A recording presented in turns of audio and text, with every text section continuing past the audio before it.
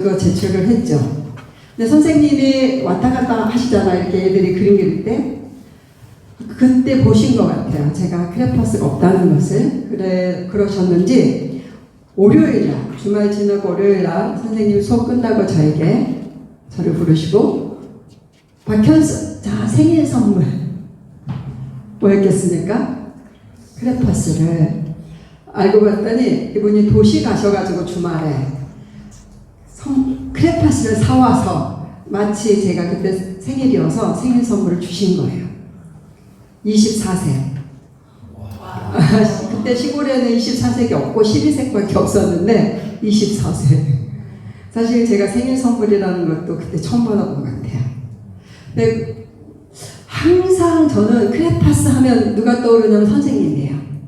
선생님의 미소, 선생님의 얼굴, 선생님의 사랑 늘 기억해. 지금도 크레파스 하면 그 선생님 성함 배양숙인데 배양숙 선생님 그 따뜻한 미소, 그게 저는 그때 선물의 의미를 깨달은 것 같아요.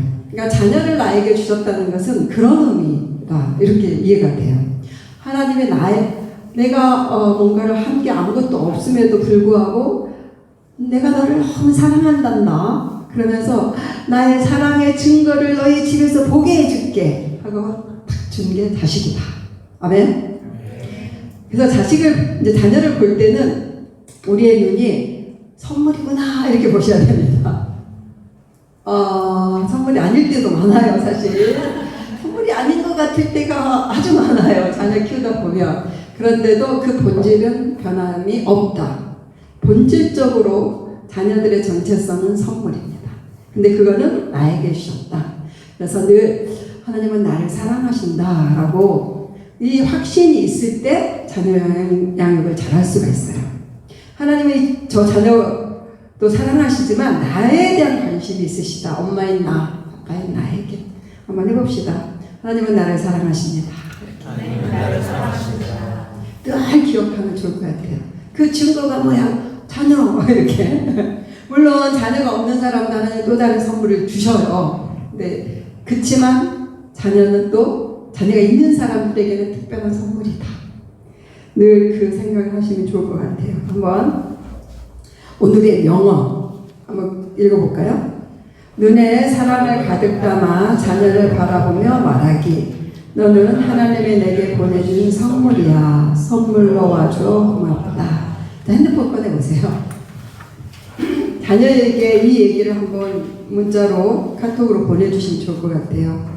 너는 하나님이 내게 보내주신 선물이란다. 사랑해. 선물로 와줘서 고마워. 이렇게 자녀가 이 문자를 볼 수 있는 나이라면 한번 보내봅시다. 한 명이더라도.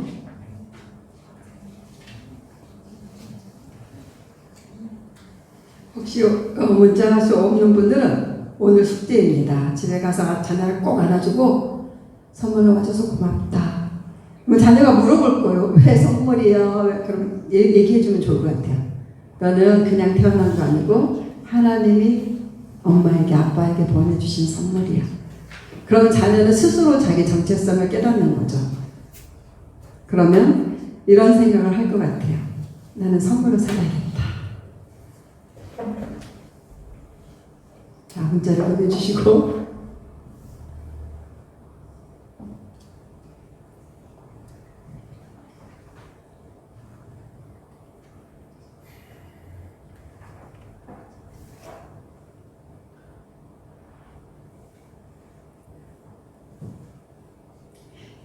이 선물을 끝까지 선물이 되게 하는 방법. 아까 오전에 저희 남편이 강의 설교했던 것처럼 자녀 양육의 목표는 자녀와 좋은 관계 맺기입니다. 어디 학교를 보낼 것인지, 어떤 직업을 갖게 할 것인지, 무엇을 더 먹일 것인지, 사줄 것인지 이런 게 아니고 어떻게 하면 엄마 아빠랑 좋은 관계를 맺을 것인지, 이게 평생 우리의 목표죠. 자녀 양육의 목표. 그래서 이런 좋은 관계를 맺을 수 있는 방법, 그 말은 끝까지 우리 아이들이 선물로 남게 되는 거죠. 선물로 잘 양육할 수 있는 방법, 그것은 다음 페이지예요. 한번 볼까요? 발달 단계에 맞는 자녀 양육법.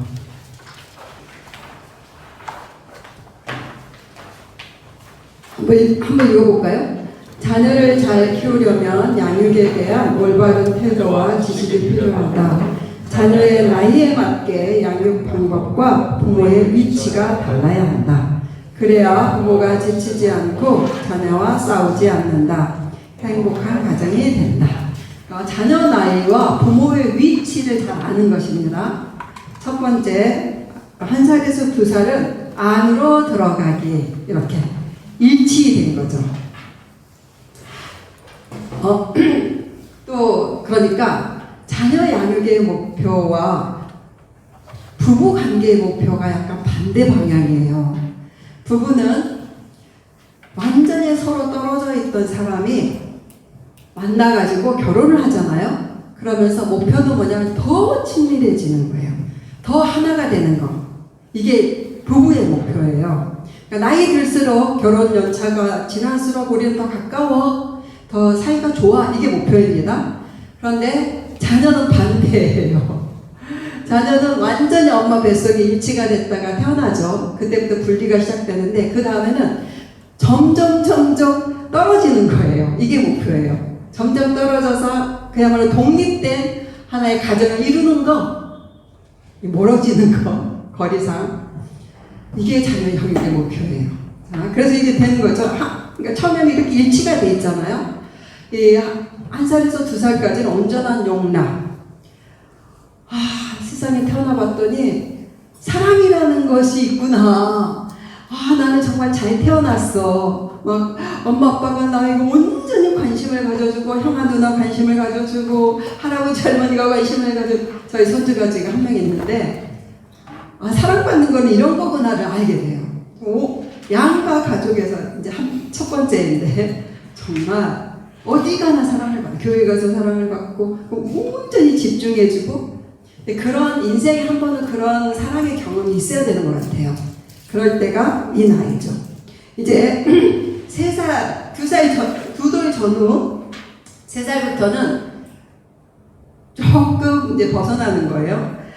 3살에서 7살은 부모가 이렇게 일치가 돼 있다면 떨어져 나와야 됩니다. 이렇게 떨어져 나와가지고 어디로 가냐면 부모가 앞으로 갑니다. 부모의 위치, 자녀 앞으로. 무슨 말이냐면 자녀를 끌고 가야 된다. 앞서서 끌고 가야 된다. 그래서 이때 해야 되는 것은 순종 훈련. 사람이 또 에베소서 6장 4절에 자녀들에게 하신 말씀은 부모에게 순종해라. 그리고 그러려면 부모가 순종을 가르쳐야 되는 거잖아요. 그래서 이 세상은 해야 될 것과 하지 말아야 될 것이 있구나를 배우는 거죠. 부모는 하면 안 되는 것을 가르치면서 자녀에게 울타리를 쳐주는, 안정감을 심어주는 그런 단계입니다. 이런 나이의 애들은 지금 없는 것 같아요, 여러분. 있습니까? 있으시구나. 이때는 순종훈련을 가르쳐야 되고, 부모가 앞서간다는 걸 절대 잊으면 안 돼요. 무슨 말이냐, 막 떼쓰고 뒹굴면 그래 이렇게 하는 거는 끌려가는 거. 그러면 안 되고 앞서서 노를 할 줄 알아야 된다, 부모가. 그리고 할 것과 하지 말아야 될 것을 가르쳐야 된다. 그 다음에 8살에서 12살은 옆에서 함께 간다. 이제 앞에서 이렇게 끌고 가다가 초등학생이 되면 어떻게 해야 되는 위치를 바꿔야 됩니다. 계속 끌고 가려고 하면 안 되고 옆으로 가기. 그래서 나란히 걷기예요. 이때가 자녀 양육의 가장 행복한 시기입니다. 나란히 걷기. 끌고 가지도 않고 끌려가지도 않으면서 함께 가는 건데, 이때 가장 많은 시간을 부모와 가져야 합니다. 그러니까 저희는 뭘 했냐면, 큰아들이 초등학교 1학년이 될 때부터 한 게 가족의 시간. 저희가 패밀리 타임 네트워크 대표다 이렇게 명함을 적어놨는데, 패밀리 타임이라는 가족의 시간을 가졌어요.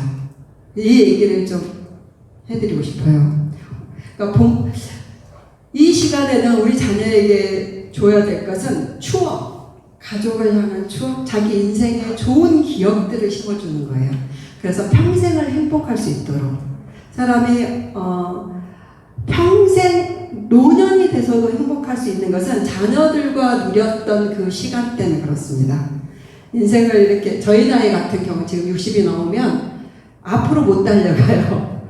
그동안은 정말 열심히 앞으로 달려왔는데 이제는 그런 힘이 없어요. 그래서 어떻게 하냐면 막 달려오다가 이제 옛날을 추억하면서 이렇게 앞을 보면서 뒤로 걷고 있는 거예요. 이렇게. 그러니까 추억을 바라보면서 뒤로 걷는 나이. 그럴 때 이 앞에 그동안 살아온 삶에 많은 자녀들과 누렸던 좋은 추억이 있고 행복한 기억이 있다 그러면 이 노년 내내 행복한 거죠. 그런데 되돌아봤더니 아이고 하나도 없네. 아니면 늘 안 좋았던 기억만 있네. 그런 노년이 불행한 거죠. 그래서 여러분 자녀가 이 나이라면 노년을 생각해서라도 지금 좋은 추억을 많이 만들어야 된다. 그래서 권하고 싶은 것은 가족의 시간이에요. 어떻게 하는 건지 알려드릴게요. 일주일에 한 번 정도 했습니다. 일주일에 한 번 정도 시간을 딱 정해놓고 저희는 토요일 오후점 이렇게 시간을 정해놓고 3가지를 했어요. 첫 번째는 논다. 그러니까 노는 게 그렇게 자녀들에게 중요해요. 우리들도 노는 게 중요하죠, 사실. 근데 자녀들에게는 노는 시간은 이 지식을 습득하는 것 이상으로 중요한 성장할 때 중요한 거. 그러니까 그때 가슴 이렇게 정서도 풍성해지고 머리도 발달하고 인생을 풍성하게 살 수 있는 아주 조로의 기회인 거예요. 그래서 놀아야 된다. 근데 오전에 말했잖아요. 남자들은 자기에게 좋은 말, 듣기 좋은 말, 특별히 잘했다 이런 말 한 사람에게 마음이 열린다 했잖아요. 자녀들은 누구에게 마음을 여냐면 놀아주는 사람에게 마음을 열어요. 여러분들 가만히 생각해 보세요. 어린 시절 부모님 생각하면서 우리 부모님이 참 좋은 분이었어. 그래서 나하고 좀 시간을 보내준 분. 그런 기억이죠. 우리 자녀들의 뇌 속에 우리 엄마는 정말 좋았어. 우리 아빠는 정말 훌륭하셔. 이거는 다 자기들하고 놀아준 추억이 있을 때입니다. 그래서 논다. 어떻게 노냐면 막 에버랜드 한국에서 가고 막 유명한 데 가고 이런 게 아니라 저희는 집 안에서 놀자. 그냥 작은 놀이, 아이들의 연령에 맞게끔 정말 온갖 놀이를 했던 것 같아요. 제일 처음에 저희 아들이 무슨 놀이 할까 너가 정해. 그러니까 애들한테 정하게 하는 게 좋아요. 너가 정해라 그랬더니 우리 아들이 실타래 하나만 달라고 하더라고요. 그리고 엄마 아빠는 방에 들어가 계세요? 저희가 부르면 나오세요? 그래서 들어가 있었는데 엄마 아빠 나오세요. 딱 나갔더니 실타래 하나를 확 풀어가지고 거실에다 거미줄을 쳐놓은 거예요. 그래서 뭐라 했냐면 저 끝에까지 여기서부터 출발해서 저 끝까지 실이 몸에 안 닿고 통과하는 사람이 이기는 사람이에요. 그래서 자 해보세요. 근데 아빠가 못하는 거죠. 몸집이 크니까 애들이 촘촘하게 쳐놔가지고 아빠가 막 기어서는 안 되고 그러니까 아빠 그러면 발을 들고 이렇게 서서 해보세요 막 가르쳐주고 그럼 아빠 통과, 엄마 통과. 근데 우리는 정말 통과하기 힘드니까 애들이 재밌어 하는 거죠.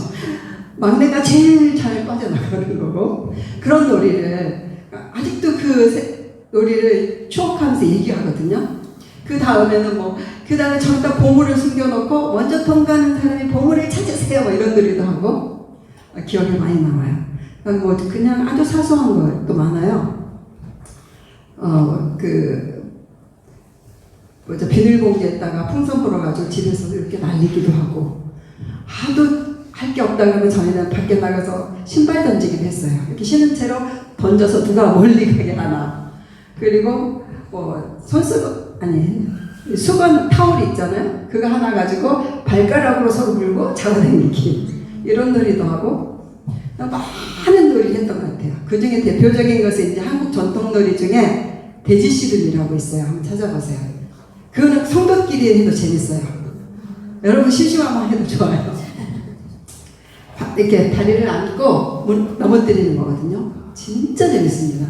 이런 놀이를 하면 제일 중요한 것은 친해지는 거예요. 부모 자녀 간의 형제들끼리. 그래서 온 집안에 웃음꽃이 피는. 근데 그 시간을 길게 안 가져서 한 30분? 근데 이런 게 쌓이면 애들은 우리 아빠는 그렇게 많이 바빴는데도 놀아주신 분 이렇게 기억하는 거예요. 저희 남편이 어제도 말했듯이 9번을 비행기 타고 해외를 다녔으니까 생각해보면 거의 놀아주는 시간이 없잖아요. 그래서 맨날 엄마하고만 놀았을 것 같은데 아니고 아빠도 같이 돼지씨름도 하고 그런 거미줄 통과하는 놀이도 하고 했다는 거예요. 그리고 아빠가 잘할 수 있는 거 이런 거 많이 했던 것 같아요. 아빠가 게임을 준비할 때는 성경으로 연극하기. 그러면 저희 딸은 항상 저희 막내는 예수님 역을 항상 하겠다. 좋은 역할만 맨날 하겠다. 그러면 누가 가로질 나라 이런 역할 하냐? 그러면 우리 또 딸은 그런 걸 좋아했어요. 그럼 내가 하겠다 해가지고 역할 분담해가지고 또 막 그런 놀이도 하고. 그러니까 재밌는 추억이 정말 많아서 지금도 만나면 그런 얘기를 하면 다 통하는 거죠. 뿐만 아니라 뭐 드라마 같이 보기 이런 것도 많이 했어요. 가장 많이 한 것 중에 하나는 만화책 같이 보기. 그래서 그러니까 다 공유가 되는 것 같아요. 이런 걸 많이 하니까. 그런 식으로 논다. 논다에 초점을 맞추시고, 두 번째, 다 놀았어요. 땀이 좀 나요. 그 다음에는 무슨 시간을 가졌냐면, 그러니까 칭찬하는 시간이에요. 가족 칭찬의 시간. 저희 지금 가족 세워주는 시간 이렇게 했는데, 칭찬을 하는, 어떻게 하냐면, 아빠부터, 아빠 칭찬하는 시간을 갖는 거예요. 집안에서. 공식적으로. 이때 규칙은 절대로 부정적인 얘기나 원망하는 얘기는 하지 않는다. 이렇게 정해놓고 오로지 좋은 얘기만 한다. 감사하는 얘기, 칭찬하는 얘기. 아빠를 계속 엄마부터 아빠를 막 칭찬하죠. 그러면 큰아이가, 둘째가, 셋째가 아빠를 칭찬해요. 그럼 아빠가 힘이 나죠. 저희 남편은 진짜 스트레스 많이 받고 사역에서 힘들 때는 그날은 이런 얘기를 하다. 나를 한 바퀴만 더 돌아주라. 두 바퀴 칭찬을 듣고 싶은 거죠. 근데 아빠에 대한 칭찬을 막 생각해내서 또 칭찬해주고, 그 다음에 엄마 차례, 큰아이, 둘째아이, 셋째아이 이렇게 돌아가면서. 이것은 어떤 효과가 있었냐면 아이들의 시선이 바뀌는 걸. 가족을 바라볼 때 일주일마다 이 시간을 갖잖아요. 그러니까 맨날 똑같은 얘기만 할 수 없잖아요. 그러니까 뭐 하냐면 가족을 바라볼 때 다음에 칭찬해야 되니까 좋은 거, 잘하는 거를 보게 되는 거예요. 부정적인 거 보지 않고 엄마가 오늘 계란 후라이 해줬는데 맛있었네? 이거 얘기해야지. 이런 식으로 생각해내는 거죠. 그러니까 가족을 바라볼 때 하나님의 시선을 갖게 되는 것 같아요. 늘 좋은 눈으로 바라본다. 그래서 그랬는지 좋은 시선으로 바라보고 늘 서로 칭찬하는, 또 형제들끼리 시간을 가져서 그랬는지 사실 저희 아이들은 그렇게 싸우지를 않았어요. 사춘기 되면 좀 이상해지잖아요, 애들이. 큰아이가 사춘기 딱 되면 싸울 것 같은 거예요. 분위기가 안 좋았어요. 그럴 때는 저는 얘들아 뭐해라, 오늘 가족의 시간을 그냥 지금 갖자. 한 가지만 하자. 서로 칭찬하는 시간을 갖자, 이렇게 해요. 그럼 이제 약간의 습관이 있으니까 감정이 있어도 이때는 좋은 얘기를 해요. 또 형아는, 막내가 정말 재밌는 가서 어느 날 형아는 뚱뚱해서 좋아요. 너무나 놀랐어요. 무슨 말이야 이랬더니 자기가 늘 뭐 이렇게 파워레인저도 됐다가 제다이도 됐다가 이렇게 막 지구도 구하고 우주도 구하는데 늘 뭔가 힘이 딸린 거죠. 그런데 형아는 늘 힘이 세고 있는 거예요. 그래서 이런 생각을 했던 것 같아요. 형아의 저 센 힘은 어디서 나올까? 관찰해보니 형아는 뚱뚱해요. 저기서 나오는구나. 그래서 제가 왜 형아가 뚱뚱해서 좋다 했어? 했더니 엄마, 뚱뚱한 거는 좋은 거죠. 왜? 강한 거잖아요. 그러더라고요. 그러니까 우리 모두 시각이 바뀌었어요. 그렇구나. 그래서 우리 큰아이도 뚱뚱해서 주눅 들어 있었는데 나는 강한 거구나 이런 생각하고, 동생이 예쁘죠. 그런 얘기 해주니까 그런 식으로 다시 하나가 되고, 이렇게 늘 가족을 바라볼 때 칭찬하는 시간. 엄마도 정말 도움이 많이 돼요. 그냥 늘 이렇게 희생하고 헌신하는 아이콘이 아니고 가족의 뭔가를 지지를 받는구나. 그 시간에 엄마가 해준 뭐가 맛있어요. 그러다 할 게 없으면 우리 막내 항상 엄마는 다 좋아요. 맨날 이런 얘기도 많이 했는데 그 말도 너무나 좋죠. 그런 식으로 서로 세워주는 시간. 그다음에 마지막은 기도 제목 나누기를 했어요. 이 세 가지를 다 해도 되고 한 가지씩만 해도 되는 것 같고, 아니면 다른 걸 해도 좋아요. 뭔가 가족이 시간을 갖는 건데 기도 제목을 나누는 것도 똑같아요. 돌아가면서 자기 기도 제목을 얘기하는 거죠. 아빠부터 엄마가 애들까지. 이것의 효과는 자녀들의 형편을 알 수 있다. 자녀가 뭐 유치원에 가고 학교 가고 막 나가잖아요. 근데 다 모르죠. 안 보이니까. 근데 이 기도 제목 나누기를 하면 아 이렇게 살았구나. 아 저희 딸이 기억에 남는 건 미국에 그때 살 때인데 킨더가든에 다닐 때였어요. 미국에 가자마자 조금 지나서 킨더가든을 넣은 거죠. 나이가 돼서. 근데 이거 뭐라고 말했냐면 기도 제목을 저는 거짓말을 잘해요. 그런 거예요. 집에서는 거짓말 안 하거든요. 학교에서 날마다 거짓말을 한대요. 그래서 자기는 기도 좀 해주세요. 저는 맨날 거짓말을 해 이러더라고요. 자세히 얘기를 해봐라 그랬더니 내가 어떻게 거짓말 하냐면 첫날부터 거짓말 했대요. 첫날에 가서 이름을 써야 되는데 저희 잘못인데 이름을 제대로 쓰는 걸 안 가르쳐갖고 본 거죠.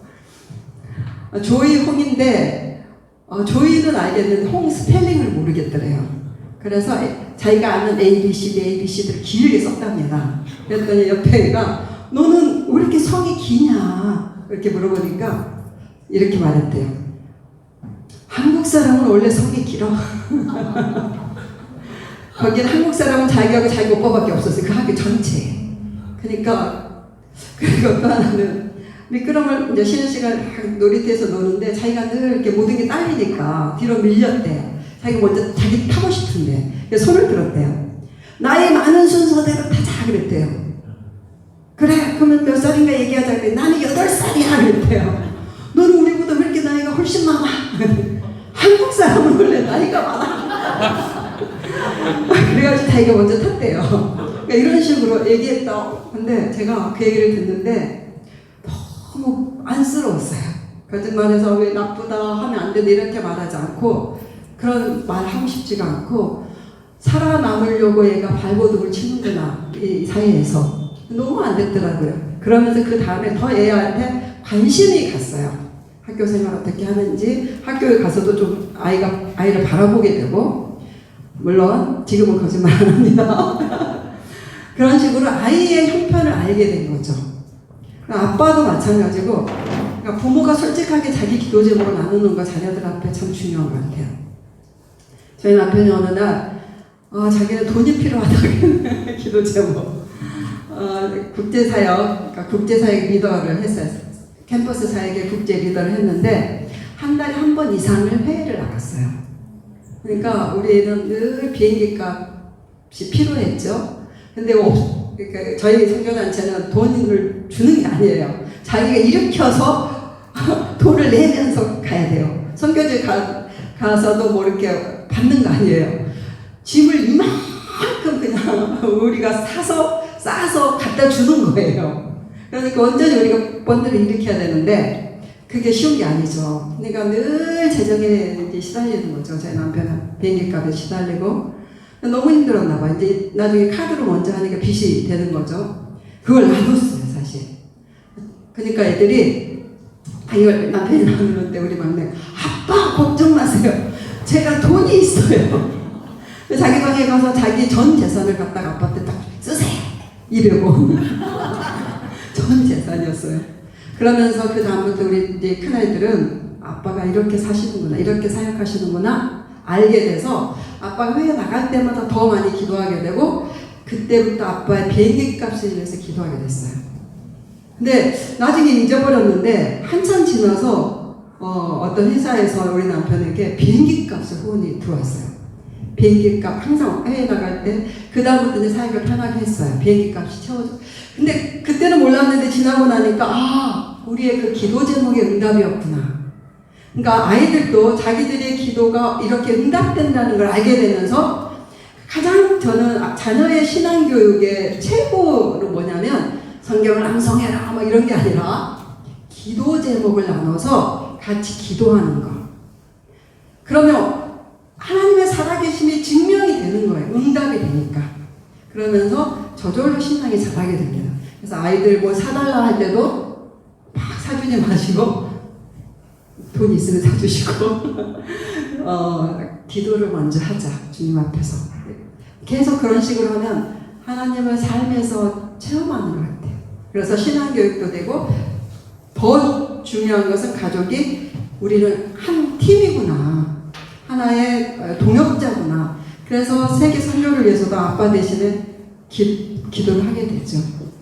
어느 날 우리 막내가 밖에서 제가 들어왔는데 혼자 집에 있었는데 실내 자전거를 막 타면서 막 기도를 하는 거예요, 혼자.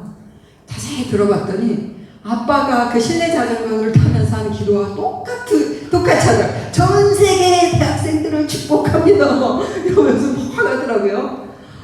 그래서 아빠가 무슨 일을 하는지, 엄마가 어떤 삶을 사는지, 나는 50견인에 있어서 너무 힘들다 이런 얘기도 많이 했거든요. 그럼 또 엄마의 50견 이해하면서 치료를 위해서도 기도하고 이렇게 서로가 외롭지 않는 그런 가족이 되는 것 같아요.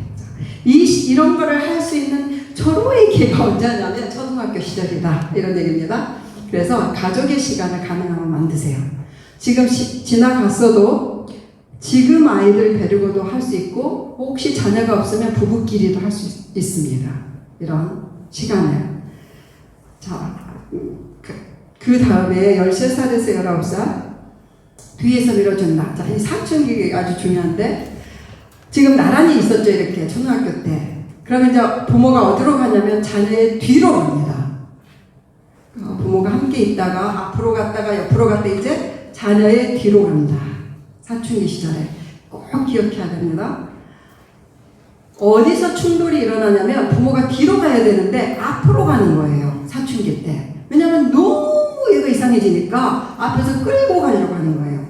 그러면서 계속 충돌이 일어나죠. 그게 아니고 뒤로 간다. 뒤로 간다라는 뜻은 자녀를 좀 이제 이해해주고 인정해주고 한 발을 물러서서 봐야 될 때다. 이런 얘기입니다. 사춘기 때는. 사춘기는 왜 생기냐면 호르몬의 변화입니다. 우리가 기도를 못해서 잘 못 양육해서가 아니라 근본적으로 사춘기라는 것은 성호르몬의 변화 때문에 오는 거죠. 이제 여성이 되고 남성이 되기 위해서 이제 어린아이에서 성인으로 가기 위한 단계이죠. 그래서 남자아이들은 성호르몬이 15배가 분출한답니다. 엄청난 거죠. 여자아이들은 10배.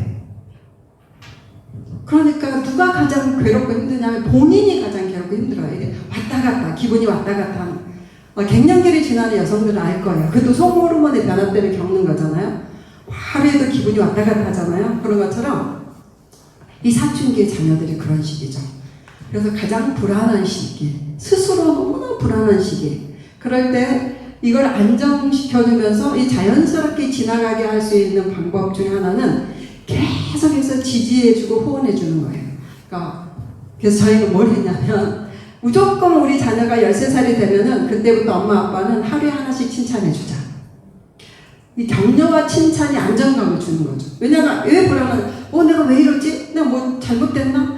미래도 불안하고 현재도 불안하고 나는 뭐 이렇게 좋은 사람 아닌 것 같고 신앙에 대해서도 약간 부정적인 생각과 의문이 많이 들고 그렇습니다. 사춘기는 이렇게 자기를 잡아가면 흔들다가 자기 자신이 돼가기 위한 과정이기 때문에 많이 흔들리는 거죠. 그럴 때 옆에서 이렇게 지지와 후원을 해준다면 안정감을 갖게 되는 거죠. 저희 큰아이가 13살이 됐을 때 그랬어요. 그때 처음으로 이제 저희도 알았죠. 그래서 근데 이러는 거예요. 가족의 시간에 우리 아들이 오늘은 제가 제일 먼저 기도를 받고 싶어요. 그런데 기도 제목을 말하지 않겠어요. 그리고 물어보지 마세요. 무조건 저를 위해서 기도를 해주세요. 그러는 거예요. 그래 알았다. 그리고 이제 아이를 가운데 놓고 4명이 손을 얹고 막 이제 나름 기도를 하는데 그때 저희 남편이 이러는 거예요. 제 남편에게 하나님의 가족을 잘 꾸리도록 주신 은사가 있는데 뭐였냐면 하나님이 기도할 때 가족을 위해서 기도할 때는 뭔가를 그림으로 보여주세요. 남편이 막 기도하다가 나 정말로 화려한 나비 날개가 보인다 그러는 거예요. 그래서 속으로 역시 우리 아들은 정말 멋있지 속으로. 근데 뭐라 이제 뒤이어서 그런데 날개만 나와 있다. 하나님 보여주신 그림이 나비였는데 날개만 나와 있고 몸은 아직 거치 속에 들어있는 상태. 그 얘기 딱 했는데 큰아들이 이제 됐어요. 그만하셔도 돼요. 자기 스스로 자기 자신에 대해서 이해할 수가 없었는데 이해를 했대요. 근데 저희 모두 이해하게 됐어요. 근데 사춘기는 딱 그런 시기입니다. 날개는 나와 있는데 몸은 나와 있지 않는 상태. 얼마나 힘들겠어요, 본인이. 막 자기는 날고 싶은데 안 따라가지는 거죠. 그래서 그런 기도를 했습니다. 우리 모두 그럼 인내하겠다. 본인도 인내해야 되고 우리 모두 이 기간에 인내하면서 잘하고 있다 해줘야겠다. 그래서 잘 빠져나올 수 있도록. 그래서 우리 둘이 정한 것은 날마다 하루에 하나씩 칭찬하자. 찬양하기. 그래서 발버둥을 치면서 눈을 씻으면서 뭐라냐면 칭찬거리를 찾는 거예요. 칭찬거리가 정말 없습니다. 사춘기 때는 막 이렇게 지적할 거리는 많아요. 왜 그러니? 그렇게 하면 안 되지. 뭐야 버릇없이 뭐 이런 얘기를 막 할 거리만 나오죠. 그래서 그래도 눈을 씻고 심지어는 저희 남편이 어디까지 했냐면 아이가 11시 때까지 자고 있는 거예요. 그러니까 남편이 이제 빨리 이제 나가야 되는데 애를 뭔가 칭찬해주고 나가야 되는데 잠을 자고 있으니 칭찬할 거리가 없고 자기는 13살에 막 사실 13살부터 저희 남편 독립해서 살았거든요. 아버지 돌아가셔가지고 그러니까 자기 인생과 비교했을 때는 너무 어이가 없는 거죠, 이 아이가. 근데 또 칭찬을 하려고 엄청 결심했는데 잠을 자고 있네, 11시까지. 그래서 칭찬할 거리가 없어요. 그런데 기도했다고요. 하나님 이런 아이를 보고 뭘 칭찬해야 됩니까 도대체. 그랬더니 생각을 주신 거 하나님이. 잘 봐라. 이 청소년기에 이 아이가 잠을 못 자고 불면증에 걸리면 어떻게 하겠니? 그런 마음이 주시더래요. 그래서 감사하다. 잠을 잘 자는 게. 그래서 쳐다보면서 야 너는 잠을 잘 자는구나. 참 잘한다 그랬대요. 자녀네를 보고. 근데 얘가 눈을 탁 떠가지고 그 칭찬 들어서 기분이 좋아가지고 일어나서 화장실에 웃으면서 들어가더래요. 그 정도로 칭찬했다는 것입니다. 사춘기는 이 뇌의 변화도 심하죠. 호르몬의 변화이기 때문에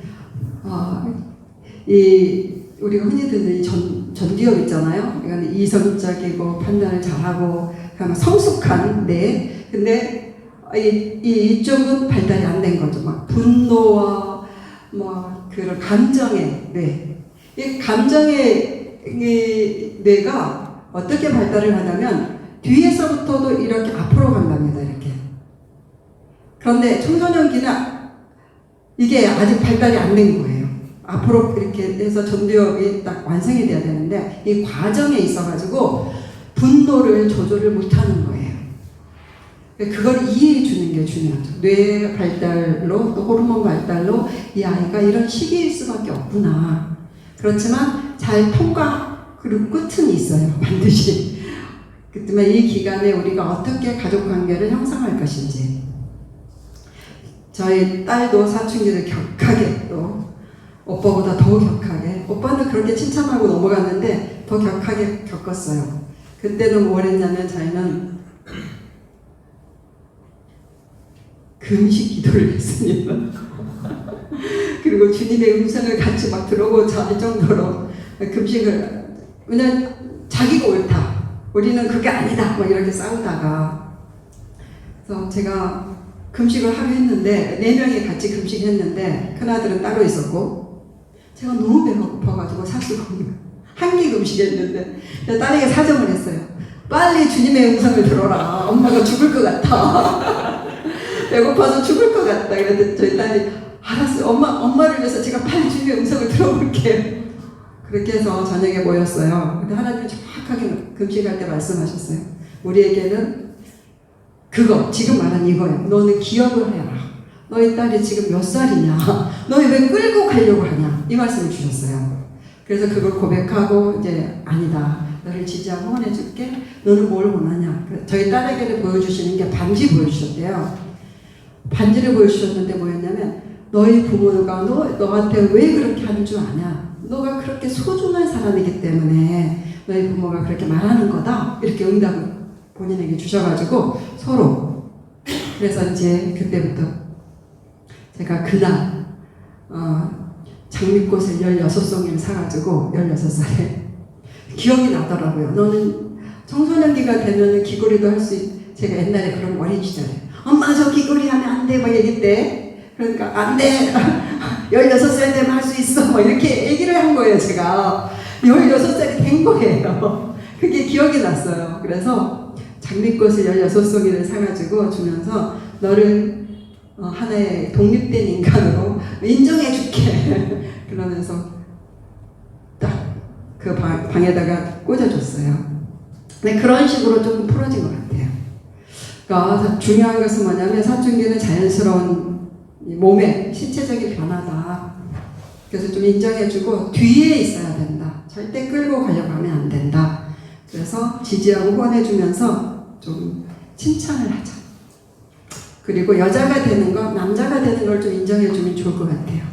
그래서 특별히 여러 가지 아이들의 반응이 있겠지만 조금 선물로 립스틱도 좀 사주고 너무 그리스도인들이 너무나 우리의 윤례와 법도를 만들어서 성경을 그르치는 일이 없도록 하나님 아버지의 뜻을 그르치는 일이 없도록 자기 기준, 한국의 기준, 우리의 유교적인 기준을 좀 내려놓고 사랑 사춘기의 자녀들은 이 응답을 꼭 받아야 됩니다. 부모에게. 뭐냐면 이래도 나를 사랑하나요? 그 모든 반항과 그 모든 방황의 결과로 부모에게 묻는 게 있다는 거예요. 뭘 묻냐면 이래도 나를 사랑하나요? 그러면 부모의 대답은 yes. 그 확인을 받으면 안정감이 되는 것입니다. 우리도 그러잖아요. 남편이 나를 사랑할까? 뭔가 확신이 오면 그다음부터 뭐 광야도 어디든지 따라갈 수 있어 막 이렇게 되잖아요. 그런 것처럼 자녀들도 부모에게 내가 정말 부모가 원하지 않는 일을 했고 혹시 죄를 지었을지라도 나의 존재 자체를 사랑하나요? 그 질문을 한다는 것입니다. 그럴 때 부모는 예스를 해줘야 된다. 너가 그렇게 하면 하나님도 기뻐하시 않아서 이거는 정말 치명적이에요. 그럼에도 불구하고 안아주면서 너는 내 딸이고 내 아들이다. 너를 사랑해.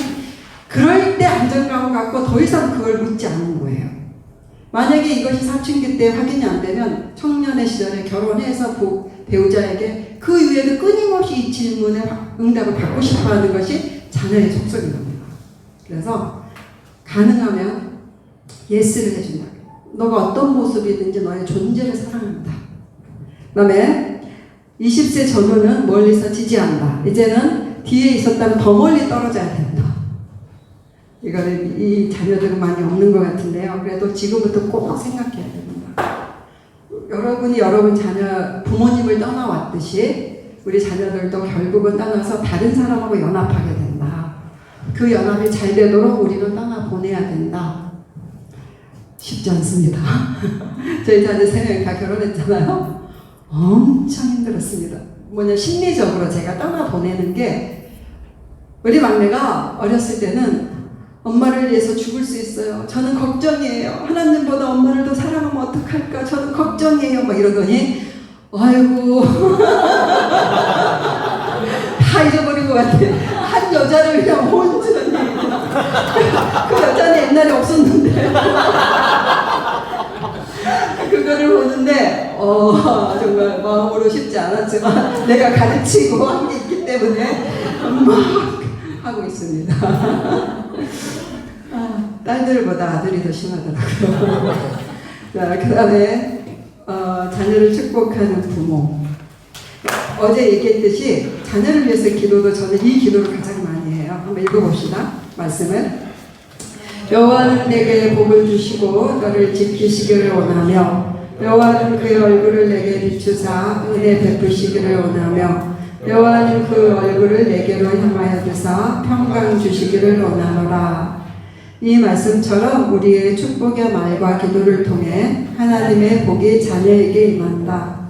아이가 잉태된 순간부터 축복하라. 태어나서 자라고 청소년이 되고 청년이 되고 장년이 될 때까지 계속 축복하라. 자녀를 축복하는 부모가 되자.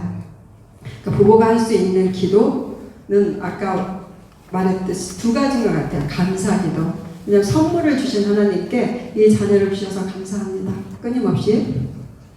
그 다음에 축복기도. 축복기도를 어떻게 하냐면 이 말씀에다가 자녀 이름을 넣어가지고 한번 자녀 한 사람만 생각하고 지금 한번 해볼까요? 자녀 이름을 4개 너를에다가 자녀 이름을 넣어서 한번 축복하는 마음으로 한번 읽어봅시다. 시작. 여호와는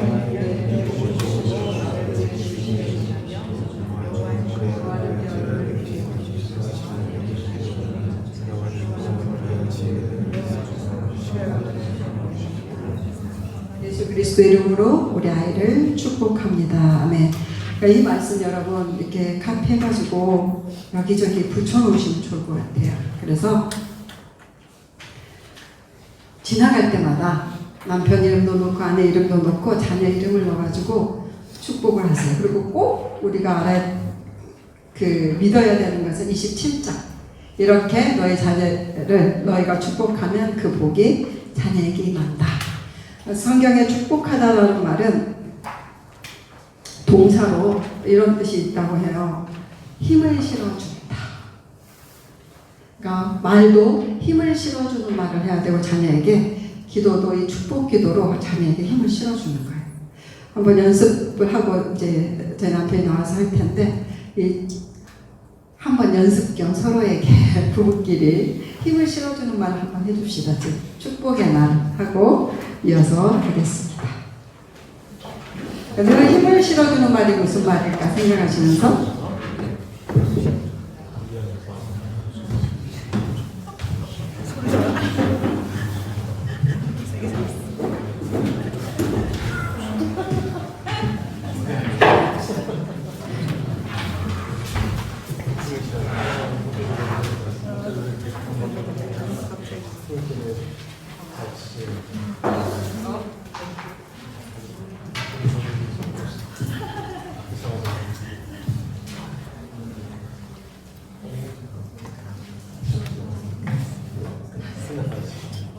어제는 배우자에게 민수기 6장 말씀으로 축복하는 것 했었고 오늘은 또 자녀에게 가족 축복하는 좋은 성경 구절입니다. 이제 마지막 세션인데요. 2시 30분에 끝날 건데 좀 전체적인 걸 보면 좋겠습니다. 자녀 양육에 대해서 흔히 영어로 로드맵을 만든다라고 하면서 지금까지 자녀 나이에 맞추자 그걸 했는데 자녀 나이와 관계없이 앞으로 우리 자녀들이 2026년 이후로 살아갈 텐데 미래 사회에서 우리보다 더 많이 살 거잖아요. 그럼 미래 사회에서 우리 아이들이 어떻게 살 것인지 또 세상이 요구하는 사람이 어떤 사람인지를 생각하면서 좀 우리 아이들 전체에 대한 로드맵을 갖고 이해하면은 자녀 양육을 앞으로 해나갈 때 큰 도움이 됩니다. 그러니까 여기 보면은 여러분 자영업 하시는 분도 계시고 또는 주재원도 계시고 여러 형태의 또 사역자이신 분도 계시고 통틀어서 직업이라고 할 때 내가 생각할 때는 직업은 이런 거잖아요. 대학이나 고등학교에서 공부한 것과 직업 연결되는 빈도가 그렇게 높지가 않다고 합니다. 자기가 공부한 대로 되는 게 아니고 자유롭게 바뀌고 있는데 그래도 내가 선택했고 이 직업을 당연하게 생각하는데 인류 역사 2026년 뭐 딱 이거를 1년, 10년, 20년 단위로 그거를 딱 자를 수는 없지만 인류 역사에서 직업을 선택할 수 있다? 그거는 150년 정도 된 이야기예요. 한 150년 전 이전에는 직업을 선택해야 한다는 개념이 없었습니다. 그래서 직업을 부르는 job, 말하는 vocation이라는 단어가 이 vocation이라는 말은 VOC가 to call, 불렀다라는 뜻인데 부름 받았다. 그래서 150년 이전에 유럽이든 아니면은 아시아든지 특별히 한국은 말할 것도 없죠. 산업공상으로 할 때 직업은 태어날 때 결정됐습니다. 전 세계가 그랬어요. 직업은 태어날 때 결정이 돼 있었고 거의 대부분 나라가 신분사회다 보니까 인도의 카스트 때문에 거의 연결돼 있잖아요. 직업과 신분이 연결돼 있는데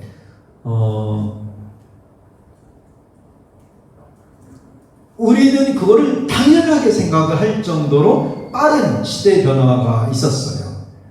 그래서 한 150년 전에 보스턴에서 직업을 사람이 선택한다 라는 것이 일반화가 되기 시작하면서 나온 게 직업 교육입니다. 그래서 직업 교육은 한 150년 역사가 있는데 어떻게 하면은 좋은 직업을 선택하고 아니면 어떻게 하면은 선택한 직업을 잘 하고 이 교육을 시작했습니다.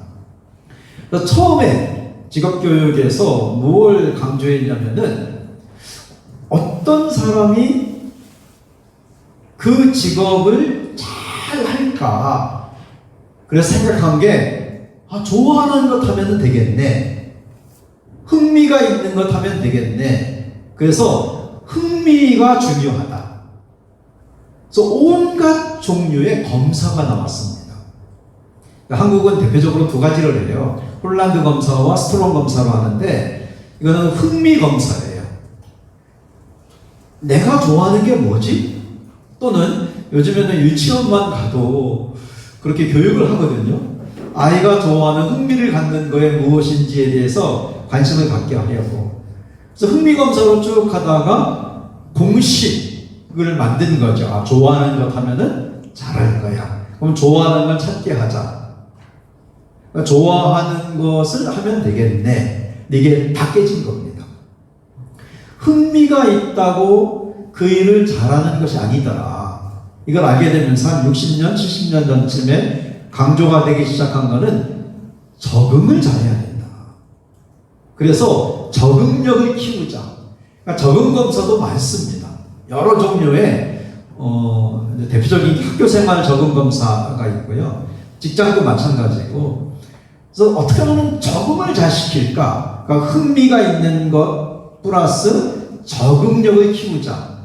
그런데 사람들이 나쁜 것에 적응을 잘한다는 것을 알게 된 겁니다. 그래서 적응만이 중요한, 적응 잘한다고 이게 좋은 게 아니고 뭐 나쁜 친구들하고 더 적응하면 문제가 되고 그러니까.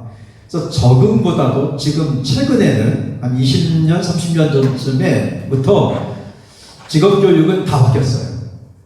흥미보다도 적응보다도 결국 이 사람이 어떻게 하면 잘할 것인가를 지금 현재, 나중에는 좀 더 바뀔 수 있지만 지금 현재 강조하는 것은 인성이에요. 그래서 인성은 성격과 성품입니다.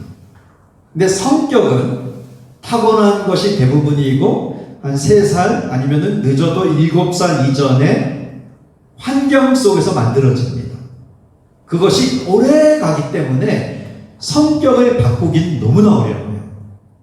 그래서 융 같은 사람이 16가지를 하면서 MBTI가 나오고 하면서 성격에 대한 강조를 해왔는데 성격이 참 중요하지만 그거는 바꾸기가 어렵고 학습으로 변화될 가능성이 많이 없기 때문에 그냥 타고난 성격대로 살아야 된다.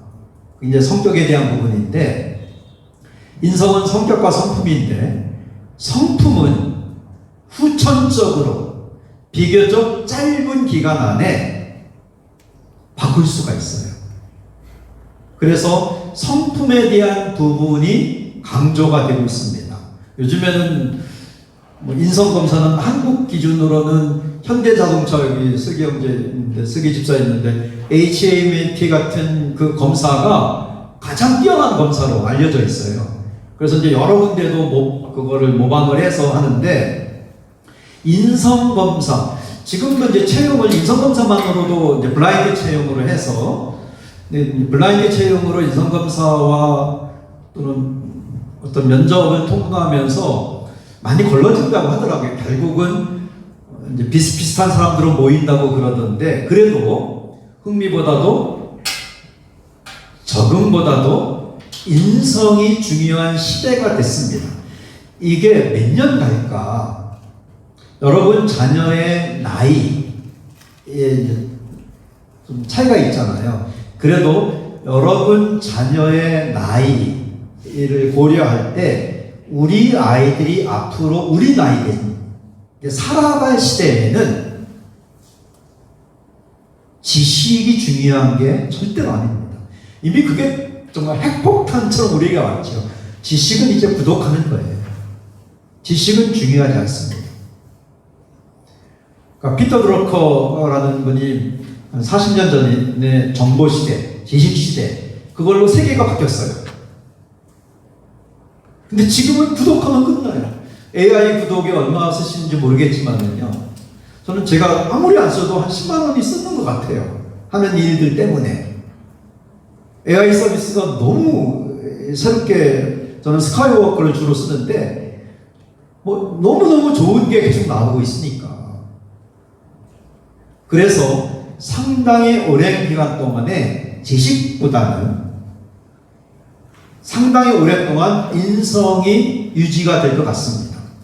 인성 다음에 어떤 아이템이 또 하나 올지 몰라도요. 우리 아이들이 살아갈 미래는 인성이 중요한 시대예요. 성격과 성품. 성격은 바꾸지 못한다 하더라도 성품은 조금만 노력하면 바꿀 수 있습니다. 근데 좋은 성품의 대표적인 것은 사회성입니다. 인간관계를 만드는 겁니다. 그 시대가 된 거예요. 그러면은 이거를 다 펼쳐놓고 생각을 해보세요. 우리 아이를 정말 축복하는 부모로서 애들이 진짜 잘 됐으면 좋겠어요. 그럴 때 무엇이 필요한지 딱 눈에 보여요. 인성 중에 성품 중에 사회성 요구가 되는 시대가 된 겁니다. 아니 그게 막 오고 있어요. 이미 와 있는 부분도 있지만은 우리 아이들이 한참 경제활동하는 또는 사회생활하는 정말 뭔가를 열심히 해야 되는 그때 필요한 거는 인성 중에서도 성품 중에서도 사회성이 만들어져야 됩니다. 근데 그 사회성은 가정에서 만들어집니다. 그래서 오전에 제가 가정과 하나님 나라하고 이번 어제 오늘 가정 세미나 또는 아빠 엄마가 자녀 나이에 맞추어서 어떻게 아이들과 관계를 맺어야 되는지 이 모든 것은 아이들의 미래 시대를 위한 준비예요. 그래서 어떻게 이 사회성을 키워갈 수 있을까? 이 큰 고민거리가 우리에게 된 겁니다. 먼저 읽어볼까요?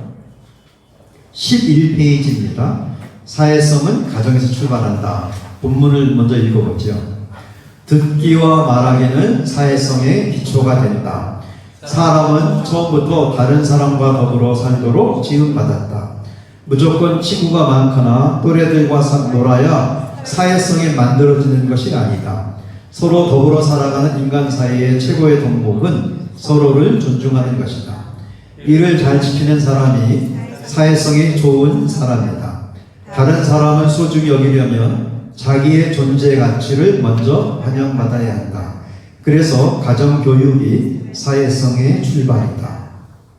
이미 회사의 직급 체계도 그러니까 이제 매트릭스 시스템으로 이렇게 볼 때 대리, 과장, 차장, 부장 같은 시스템보다도 팀장이 중요한 회사로 대부분 넘어가고 있습니다. 직급에 관계없이 팀장에게 권위가 모아지는 그거는 어떤 일이든지 함께 하기 때문에 그래서 우리 아이가 다른 사람과 협업할 수 있는 또는 동역할 수 있는 함께 할 수 있는 아이로 키우는 것이 자녀를 축복하는 부모예요. 이런 관점에서 볼 때 지금 아이들에게 지식에 대한 그러니까 지식을 암기 중심의 교육하고 어떤 뭐 수능의 성적으로 대학을 선택하고 그거에 올인하고 그걸로 가치를 두고 다 끝났습니다. 정말로 끝났습니다. 저는 대학은 대학은 꼭 갔으면 좋겠어요. 대학은 갔으면 좋겠는데 부모의 자랑거리 아니면 부모의 한을 푸는 것, 부모의 만족 아무 힘이 없습니다. 그 시대는 다 끝났고요. 좋은 친구 만들고 정말 옛날 같으면 생각지도 못했던 것이 요구되는 시대가 된 겁니다.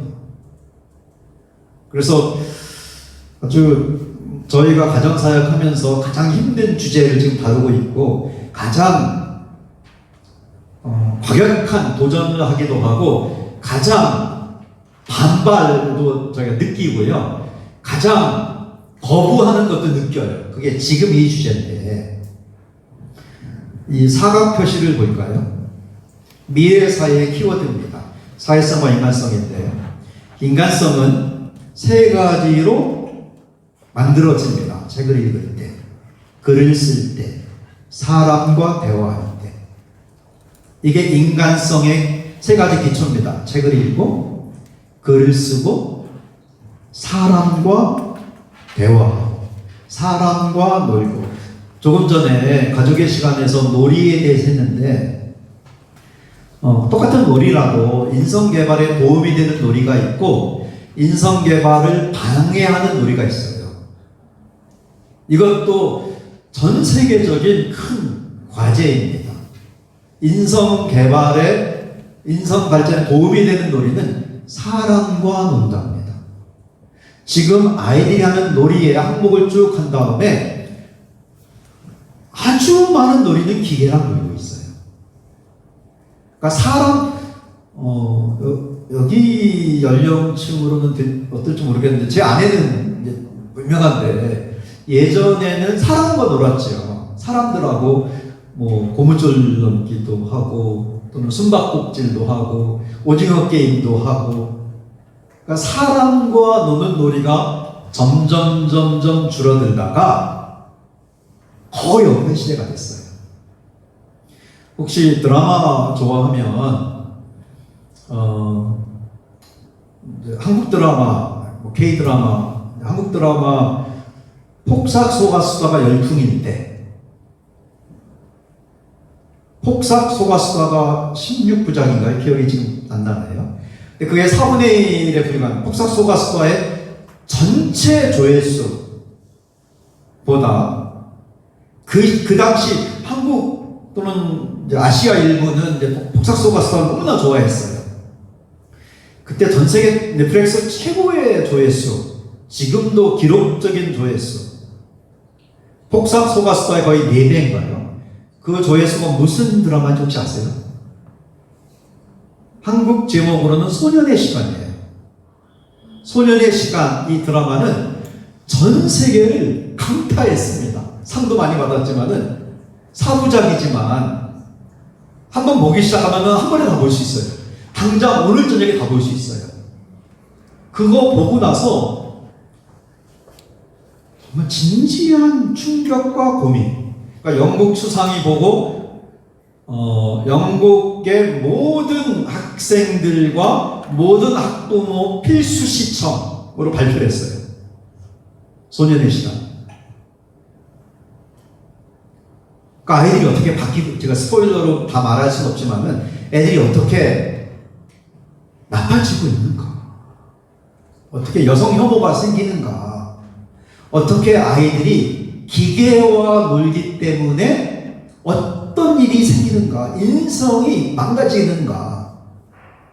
소년의 시간과 같은 때 책 한 권이 발표됐습니다. 조나선 하이트라는 사람이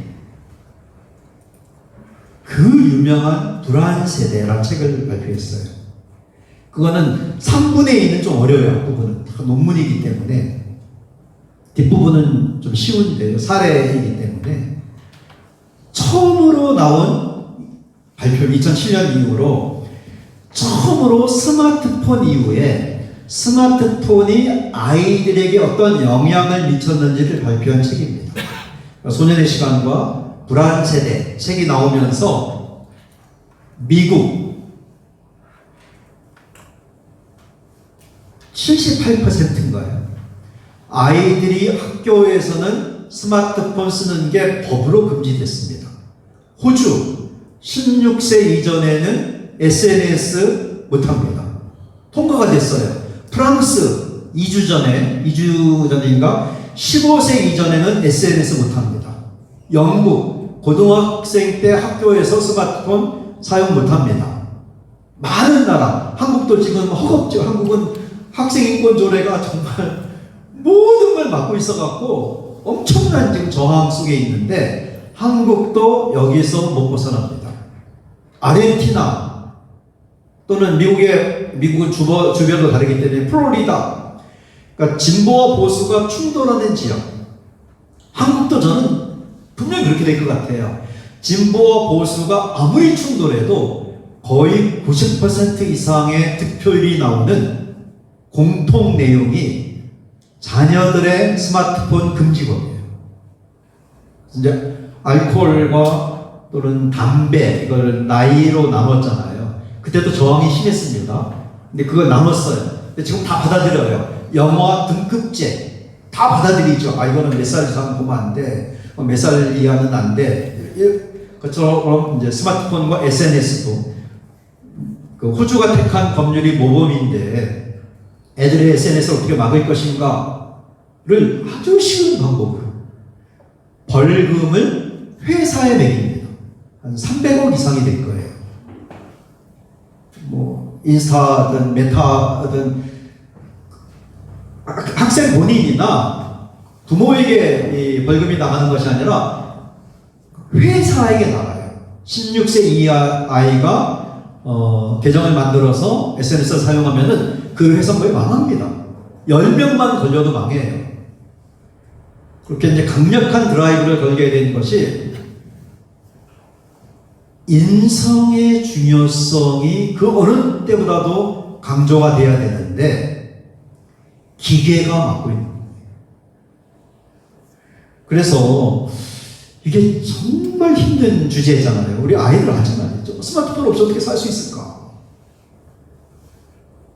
다 카톡을 통해서나 왓츠업이나 다 이게 전달되는데 지금 그 어느 때보다도 힘든 과정에 있지만은 제가 볼 때는 양극화가 되는 것 같아요. 좋은 가정은 점점 좋아지고 있고 나쁜 가정은 점점 나빠지고 있습니다. 그 좋은 부부가 좋은 부모입니다. 해서 오늘 딱 읽었던 비행기를 타면은 안전교육에서 누가 산수 마스크를 먼저 써야 되는가. 부모가 먼저 써야 자녀를 살릴 수 있다. 결국은 좋은 부부가 돼야 된다. 어른들이 좋아져야 된다. 저희 부부를 신뢰하는 한 가정에서 최근에 성공했어요. 아이들이 이제 자발적으로 책을 읽어요. 글을 써요. 그리고 자기들끼리 놀고 엄마 아빠랑 놀고 사람과 놀아요. 그렇게 되기까지 몇 달 걸렸는데요. 한 가지를 지켰거든요. 아이들이 있을 때는 스마트폰을 최소로 썼어요. 아이들이 없을 때만 사용했어요. 부모님이. 아이들이 있을 때는 아예 안 봤어요. 그리고 아이들이 있을 때는 책을 읽었어요. 그리고 책도 이북으로 읽지 않고 그냥 아날로그 종이책으로 읽었는데 아이들이 있을 때 글을 썼어요. 엄마 뭐해? 하면은 지금 일기 쓰는 거야. 나도 쓸래 하고. 그 몇 달 되면서 애들이 바뀌었지만 분위기가 바뀌었어요. 그래서 미래 시대에 요구되는 것이 인성이다. 4, 50년 뒤에는 또 바뀔지 몰라도요. 이게 주기가 있었기 때문에 지식 정보에서 적응과 강조하다가 지금은 이제 인성을 강조하는 시대가 왔는데 그래도 우리 아이들까지는 인성이 중요한 시대가 될 겁니다. 인성의 핵심인 사회성이 가정 안에서 잘 만들어지기 위해서 우리가 힘들지만 위대한 결정을 해야 돼요. 특별히 엄마들이. 결국 엄마의 장벽을 느껴야 되잖아요. 이 엄마의 벽을 넘어가기가 너무 어려워요. 그게 뭐가 있냐면은 부모가 있습니다. 단어가 부모는 자녀를 키우는 엄마 아빠예요. 아이를 낳았고 뭐 몸으로 낳았든 마음으로 낳았든 자녀가 있는 부모들, 자녀가 있는 어른들을 부모라고 합니다. 학부모가 있어요. 학부모는 학생을 둔 부모를 지칭하는 단어입니다. 근데 여러분이 이것만 지키면 우리의 자녀의 미래가 밝아요. 학부모를 최대한 내리고, 아니면 아예 학부모 없애세요, 여러분. 학부모로 살지 말고 부모로 사는 겁니다. 학부모의 키워드는 학생의 진학입니다. 부모는 자녀의 진로예요. 제가 거기에 사각 표시 안에 키워드로 정리를 해놨는데요. 부모의 역할을 최대한 높인다는 것은 우리 아이들의 진로에 관심을 두는 겁니다. 우리 애들 어떻게 습니까? 잘 살아야 되는데, 그거 도와주는 게 축복인데, 그건 미래 시대의 인성을, 사회성을 우리가 갖춰야 되는데, 그거에 관심을 갖고 헌신을 하는 겁니다. 학부모 되는 거를 내려놓는 거예요. 최소한 내려놓는 겁니다. 학부모는 진학인데요.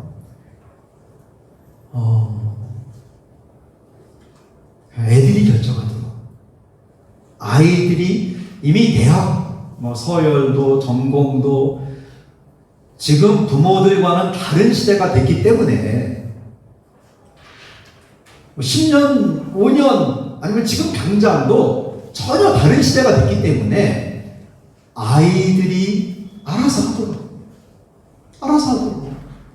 그렇게 하고, 나는 학부모에 대한 모든 건 최대한 내려놓다가 그냥 없애버리겠다. 그 대신 남는 이 에너지, 학부모만, 그러니까 좀 전에 사춘기 얘기를 했는데요. 부모와 자녀들이 충돌할 때 거의 대부분은 부모가 학부모가 됐기 때문에 충돌하는 겁니다. 학부모를 내려놓으면 그럼 내가 뭐 하지? 옷 사주고 밥 먹여주고 빨래하고 이것만 하는 건가? 아니에요. 그 학부모를 내려놓은 그 에너지를 갖고 부모에게 집중하는 거예요. 우리 아이의 진로에 관심을 갖는 거예요. 함께 책도 읽고, 그리고 이게 객관적으로 아무리 저희가 교육을 해도 이건 교회에 대부분이 국한되어 있고요. 교회를 벗어나면 이런 교육 자체가 많이 없거든요. 기독교 기반을 벗어나면은 지금 이제 많이 알려진 대안학교들도 기독교 기반이 많기 때문에, 그래서 이런 부모로서 아이들의 사회성에 관심을 갖고 애들하고 많이 놀아주고 이런 시간을 많이 보내서 지식은, 제가 어제 다한테도 그 얘기했거든요. 많이 놀아야 돼. 그러다가 한 15살, 늦어도 17살쯤 되면 많이 놀면 나도 공부 좀 하고 싶다, 그 생각이 들 거야. 그때 하면 2년 만에 12년은 따라잡습니다. 그리고 교육에 우리가 다 경험했지만은, 이건 이제 독일에서 나온 교육 이론인데, 아이들의 학습을 망치는 대표적인 거는 진도거든요. 왜 진도가 이런 고민 안 해보세요? 왜 진도가 필요하지? 왜 변별력이 필요하지? 왜 성적을 매겨야 되지? 진학에 대한 부분을 내려놓으면 진도 때문에 애들이 공부 못한다, 공부 잘한다고 나눠지는 거거든요. 그래서 2자리 더하기 안 되면은 그걸 억지로 왜 시켜야지? 1자리 더하기로 내려가고, 곱하기 안 되면은 더하기로 내려가고. 그래서 진도를 아이에게 맞춘다는 것이 무엇인지. 우리 딸은 자기는 수학을 못한다라는 생각을 한 번도 해본 적이 없어요. 왜냐하면은 우리 애는 수학을 공부를 거의 안 했어요. 수포자가 아니고 무조건 얘한테 진도를 맞췄어요. 제 아내가 아이 홈스쿨링으로 가르칠 때도 그렇고 아이들에게 맞췄어요. 그래서 애들이 쉬운 문제만 풀었어요. 혹시 당장 아이의 학습의 돌파가 필요하면은요, 제일 좋은 방법은 만약에 수능을 앞두고 있다면은 중학교 1학년 수학이나 영어를 하는 거예요. 그래서 쉬운 걸 계속 풀면은 자신감이 생깁니다. 어려운 걸 풀면은 자신감이 없어집니다. 그래서 이런 거를 다 깨트리고 진학에 대한 짐을 다 내려놓고 어차피 미래 사회는 인성 중심의 사회가 왔기 때문에 오고 있기 때문에 아이들의 사회성에만 관심을 두겠다 하면은 충돌하는 게 없어져요. 애들하고. 그리고 아이들이 잘 됩니다. 정말 스스로 공부하면은요, 자율학습, 자기 주도형 학습 이런 걸 다 떠나서 스스로 자기가 깨닫고 느끼고 스스로 공부하려고 하면은 지금 한국 기준으로 여러분의 자녀들이 다 다르겠지만은 보통 이제 인도는 영국 학제가 많이 들어와 있잖아요. 한국 기준으로 하면은 12년이 사실은 2년짜리를 늘린 거예요. 2년 정도 걸리는 거를 늘려서 계속 테스트하는 겁니다. 시간을 보내야 되기 때문에. 원래는 더 많은 시간을 지덕체가 아니고 체덕지로 해서 더 많은 시간을 놀고 운동하고 해야 되는데 그거를 안 하기 위해서 늘려갖고 반복 학습이 되는 겁니다. 정말 시간 낭비거든요. 그래서 여러분이 각 집안의 형편이 다르겠지만은 늘 우리가 산소만 섞이고 있어야 됩니다. 아이들을 축복하고 아니면 극단적으로 살리기 위해서라도 미래는 맞아. 과거는 이랬지만 내 때는 이랬지만 우리 애들의 시대는 완전히 달라지는 거야. 그럼 이 아이가 사회적 영향력을 갖추려면은 사회성을 갖고 사람들과 협업하고 동역하고 이끌 수 있는 사람이 돼야 되는데 그런 사람으로 키우기 위해서는 뭐가 필요할까? 이게 가정에서 나온다는데 어떻게 하면 이게 될까? 오늘 주보에 제가 오전에도 소개했지만은 주보 뒷면에 그 좋은 문장들이 많더라고요. 가정은 체육관이다. 가정은 토론장이다. 이런 걸 통해서 정말로 중요한 미래 시대에 아이들이 성장하게 됩니다. 제가 읽었던 책 중에서 정말 마음에 정말 분노가 생겼던 그런 책 한 권이 있는데 제목이 대한민국 부모라는 책이에요. 한국의 도서관에 지역 도서관에 많이 있습니다. 아마 이 부분은 있는지 모르겠는데 굳이 구입해서 읽을 필요는 없을 것 같아도 알면 도움이 될 것 같아요. 서울 강남의 청소년 상담센터의 사례들을 모아놓은 거예요. 대한민국 부모. 다 실제 사례들입니다. 아이들이 어떻게 학벌 중심을 추구하다가 진학의 압박 속에 살아가다가 부모는 학부모로만 살아가다가 가정이 어떻게 망가졌는지를 모아놓은 책입니다. 끔찍한 내용이 많아요. 다 사실들입니다. 대한민국 부모. 우리는 그러지 않았으면 좋겠습니다. 자녀를 축복하면서 아이들이 오늘 행복하게 살 수 있도록. 함께 읽어볼까요? 그 옆에 11페이지 옆에입니다. 시작.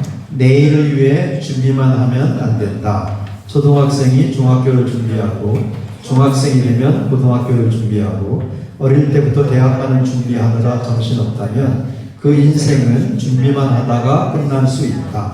오늘 하루를 즐겁게 보람있게 보내라고 아이들에게 말해야 한다. 인생은 매일이 소중하다. 오늘이 보람있고 의미 있는 날이다.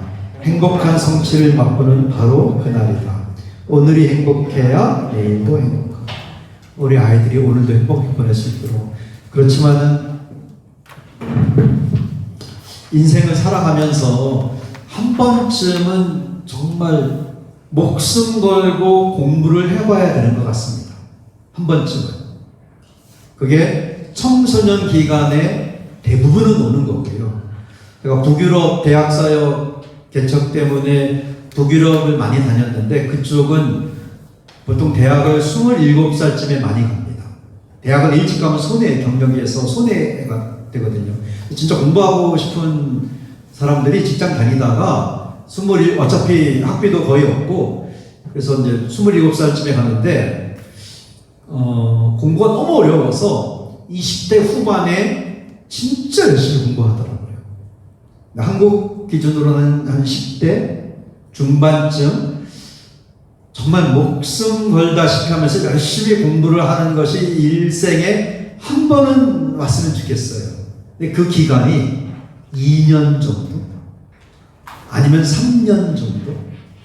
이걸 12년 걸린다는 거면요. 애 망치고 가족 무너지는 겁니다.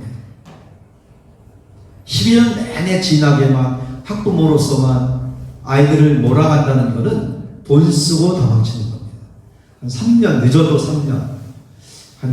아니면 평균 2년 정도는 자기가 원하는데, 자기가 원하는 전공을 위해서, 진짜 하고 싶은 일을 위해서 정말 열심히 할 수 있도록 지원해 줘야 되는데, 그러기 위해서는 그때 되기 전까지는 좀 여유가 있도록 아이들이 공부는 힘든 거야 라는 것만 심어주면은 애들 안 하려고 그래요.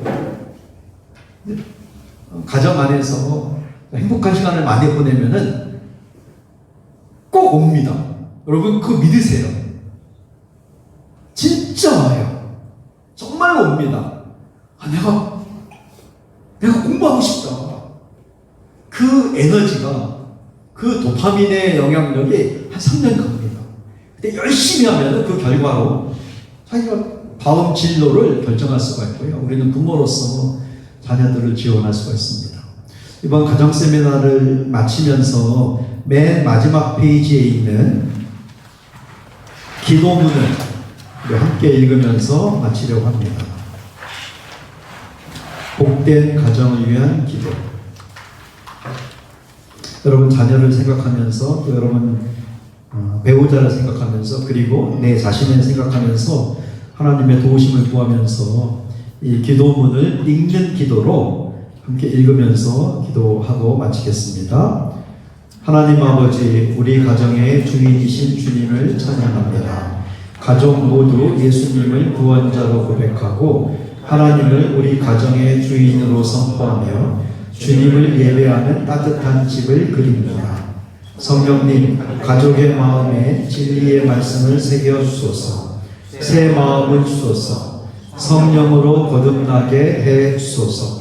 하나님은 우리 가정에 복 주시기 원하며 우리 가족을 지키시기 원합니다. 구원의 복을 온 세상에 흘러보내는 통로로 우리 가정을 사용하실 주님을 찬양합니다. 예수님 이름으로 기도합니다. 아멘. 그래서 오늘 오후 시간에 자녀를 축복하는 부모로서 한 주제를 갖고 옆에 계신 분들과 잠깐 나누면서 마치겠습니다. 부모의 역할을 최대한 키우고 학부모의 역할을 최대한 낮춘다는 것이 우리 가정에게 어떻게 하는 걸까? 어떻게 해야 그렇게 할 수 있을까? 우리는 어떻게 실천해야 될까? 그것을 대화하면 좋겠습니다. 그리고 강의한 맨 마지막에는 체크리스트를 오늘부터 이거부터 시작을 해보자. 한 거를 체크하고 가족에게 인사했는가 쓰고 감사했는가 체크하고 한 달이라도 우리 함께 기도했는가 체크하면서 한 달 정도 체크하면서 최선을 다하면 우리 가정의 분위기가 정말 하나님이 기뻐하는 가정이 될 거라고 생각을 합니다. 그래서 여러분의 부모의 역할도 더 많이 보람이 갖게 돼 있고요. 학부모의 짐도 점점 내려갈 겁니다. 학부모의 짐 때문에 불안해 하신다면은 기도하면서 하나님을 믿고 또 자녀들이 잘 될 것을 믿고 좀 내려놓으세요. 괜찮습니다. 그런 사례는 정말 많습니다. 잠깐 시간을 드리겠습니다. 2분씩, 3분씩 부모의 역할을 키우고 학부모의 역할을 줄인다는 것, 없앤다는 것이 무엇일까? 어떻게 해야 되는 걸까? 나눠보겠습니다.